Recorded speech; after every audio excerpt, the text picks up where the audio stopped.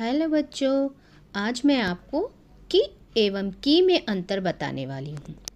की अंग्रेजी में दैट और की पोजीशन। तो चलिए की के बारे में पढ़ते हैं। मैंने कहा कि तुम चले जाओ। तुम खेलने जा रहे हो कि पढ़ने।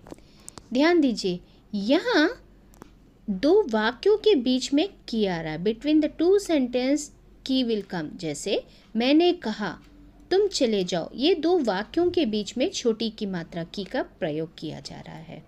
When it comes to की पोजीशन, यहाँ दो शब्दों के बीच में की का प्रयोग किया जाता है।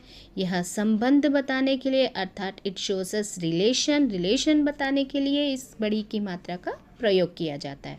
जैसे सीता की बहन रीमा है, यह राधा की किताब है। सीता और बहन दो शब्द हैं, इन दो शब्दों के बीच में की आ रहा है। राइट, राधा और किताब दो शब्द हैं, इन दोनों के बीच में की आ रहा है।